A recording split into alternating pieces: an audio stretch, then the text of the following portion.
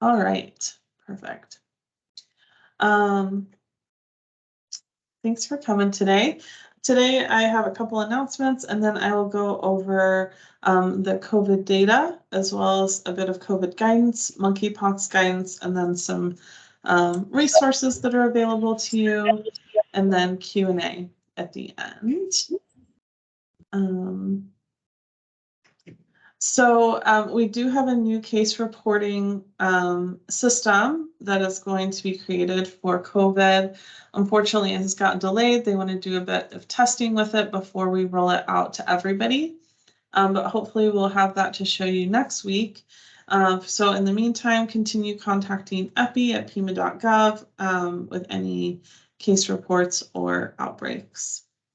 Also on our website, we have added a button for individuals to report home tests. I'm actually going to show you the website real quick, so give me just a second.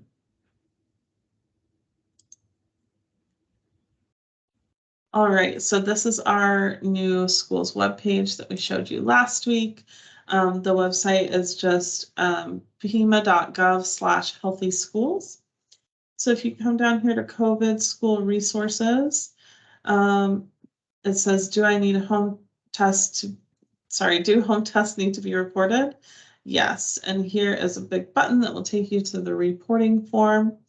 Or if you click here, something that may be really helpful for you guys, this is how you report a home test, but also we have instructions on how to take the tests, but it's translated into all these different languages. So if you have somebody at your school that needs to take a home test, but they or their parents may not be an English speaker, we do have a bunch of different instructions for the different types of tests in a lot of different languages available. So you can go there to get that. So the way I got there was just through this COVID page under home tests, click here, and that's where this is. So hopefully that's helpful if you need that resource. Also, as we heard last week, CDC is supposed to be updating their guidance for schools. So as soon as we have more information from them, we will let you know. Both AZDHS and the health department, have kind of delayed putting out formal guidance because we are waiting to see what the CDC says. So hopefully that will be released any day now, and then we can kind of walk through that new guidance with you. All right, so let's dive into COVID. So community level currently is medium. However, we are experiencing a high rate of transmission, as is most of the country, unfortunately. About 205 cases per 100,000 people. So we had over 2,000 cases in the past 7 days. About half of our population over the age of 5 have received their booster. A much higher percentage of the population has received their initial series. So we're still working on getting that booster rate up. The community levels is updated weekly on Thursdays. There's a link, but if you, from the health department, but this medium, it could change a little bit later today. Usually it's changed on Thursdays. Here's the community level update. Again, on the left, these are the matrix that they're using when they're looking at community levels. We are still in medium because although our case rate is high, the percentage of beds used by COVID patients is low. So that's a good sign, even if a lot of people are getting COVID right now.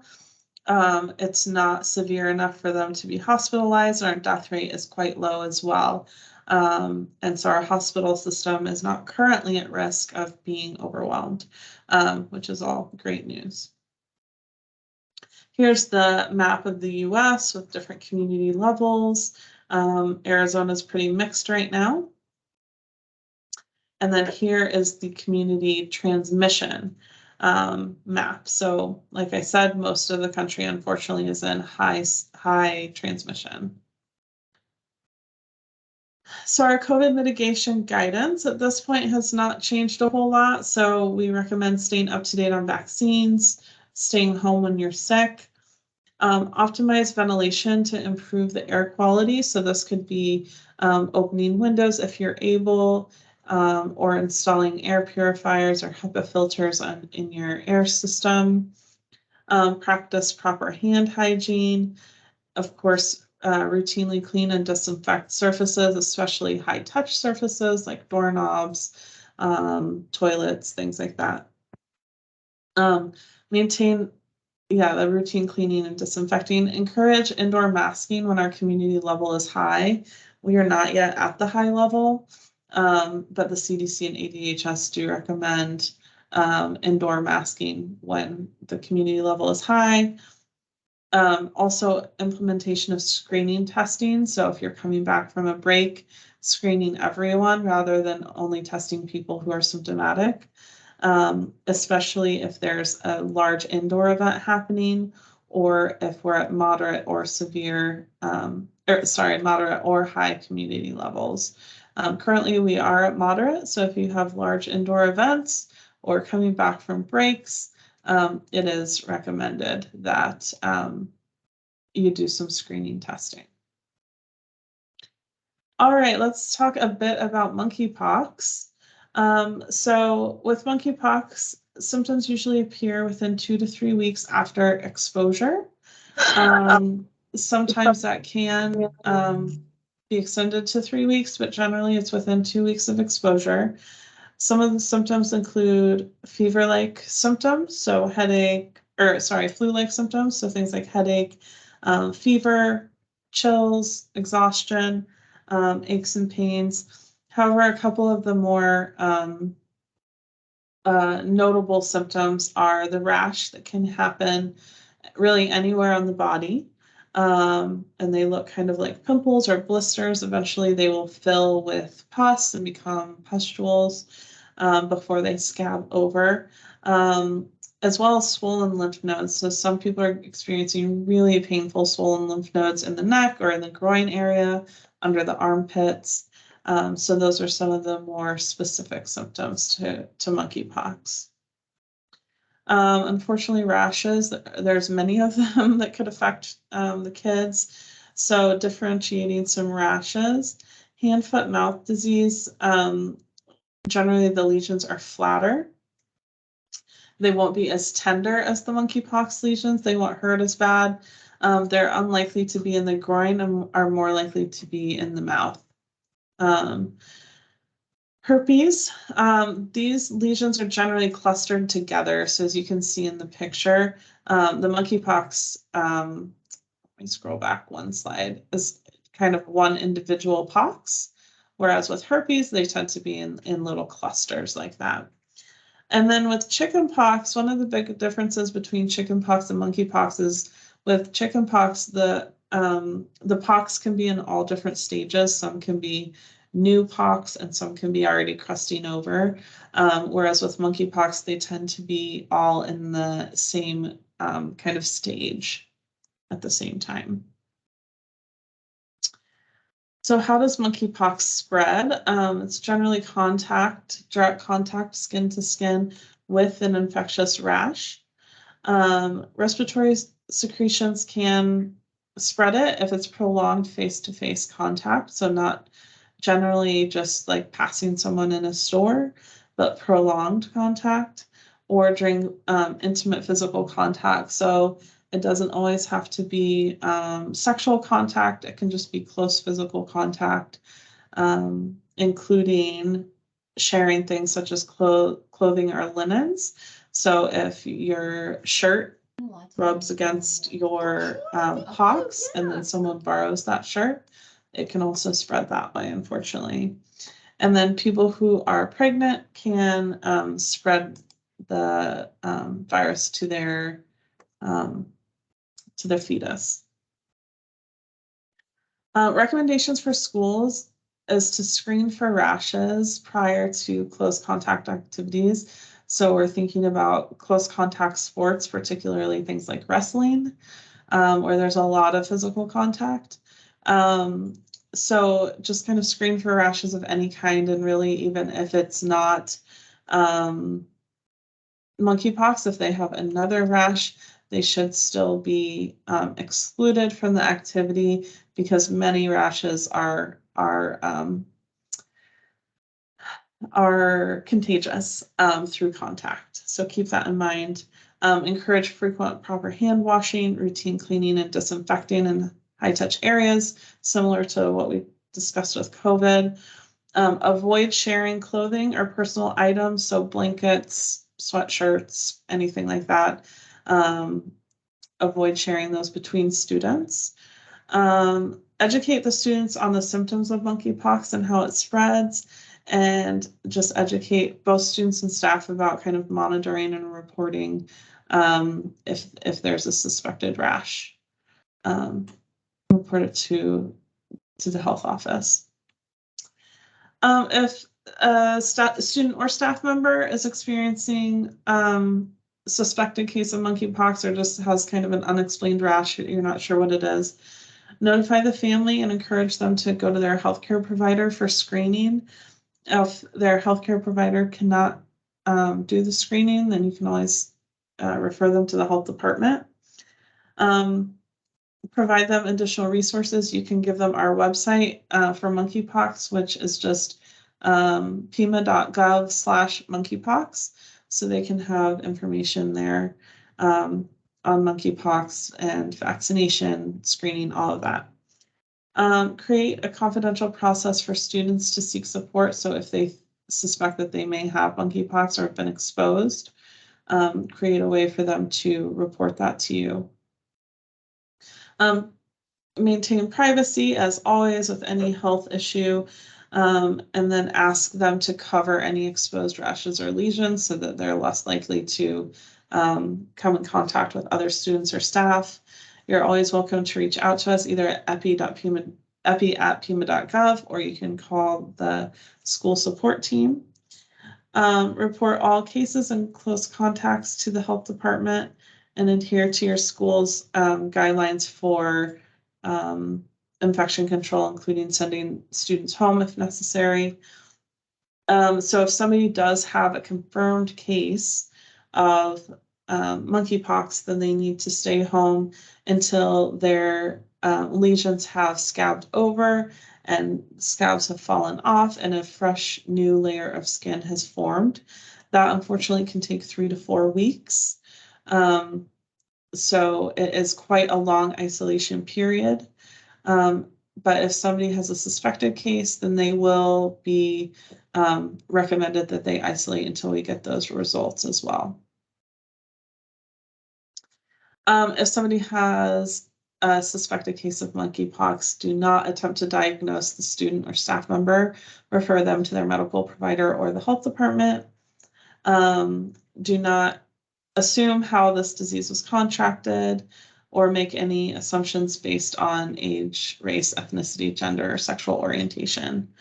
Allow them to engage in, this should say don't allow individuals with exposed rashes or sores to engage in close contact sports. So we already discussed that, but exclude them from those sports until the rash is cleared up. So that is all for monkeypox guidance. Here are some resources for you. These are the same resources. I don't think there's anything particularly new here. Maybe this FAQ from the CDC.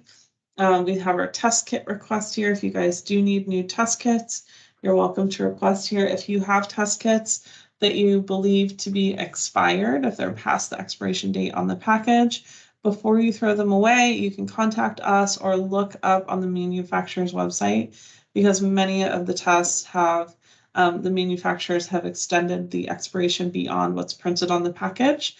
So before you throw those away, check the lot number and make sure they haven't been extended. But if you do need more tests, then you can always request them here. And then here is the school support contact information if you need to reach us. We are still quite short-staffed, as Matt went over last week, but we do have a job posted, so hopefully we'll start onboarding some people in the next couple weeks.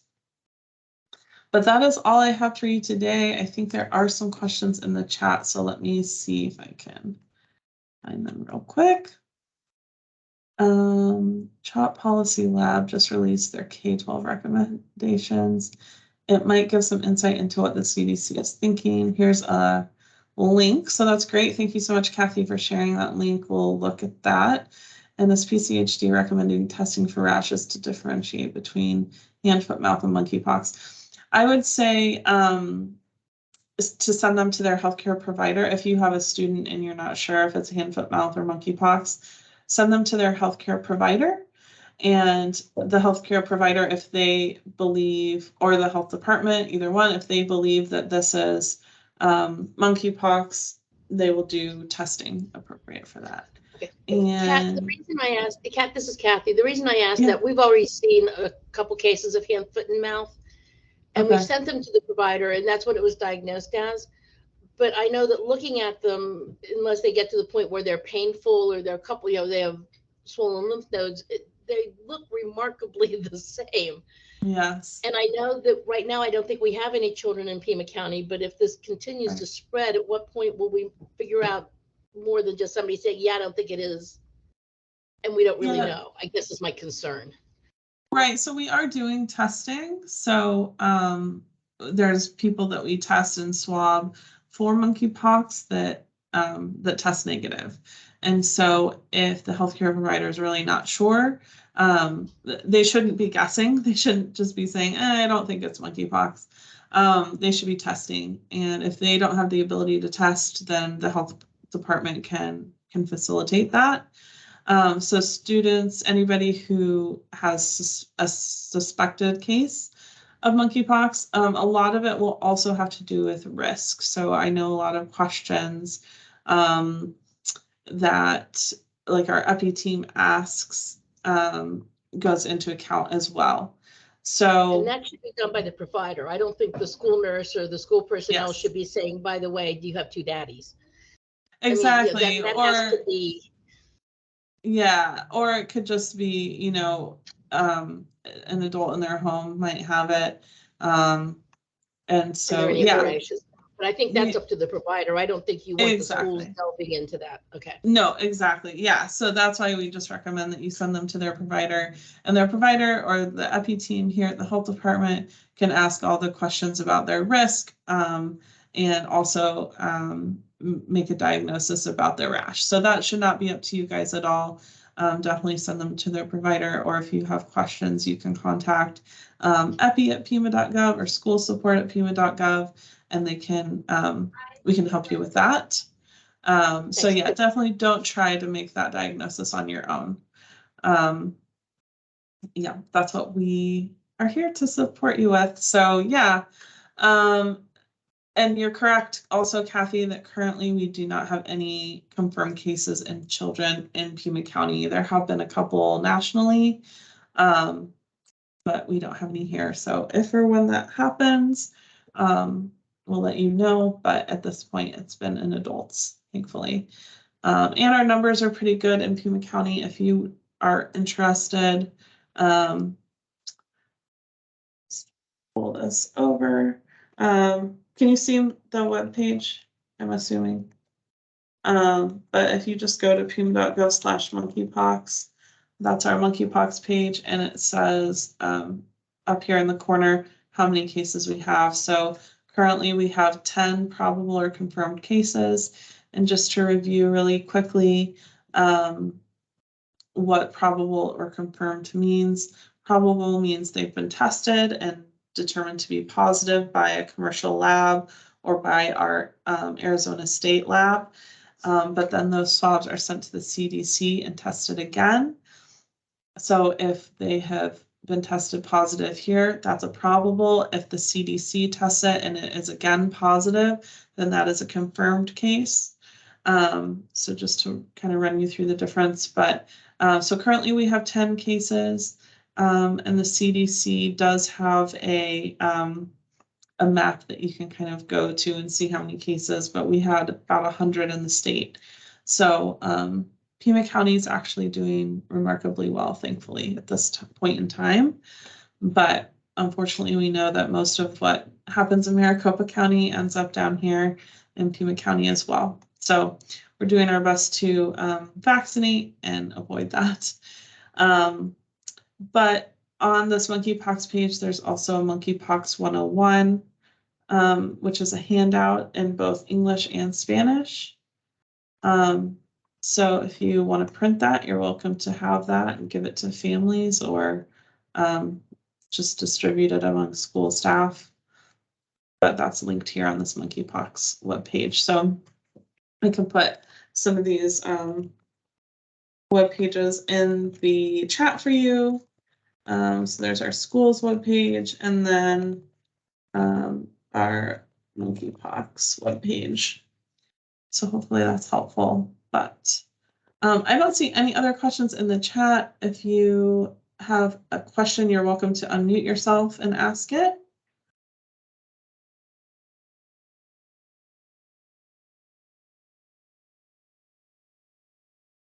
Hearing nothing,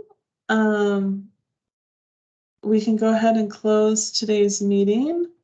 Thank you all for attending. I hope back to school is going amazingly. But feel free to reach out to us here at School Support at pima.gov if you need anything from us. Thank you all. Have a wonderful rest of your week.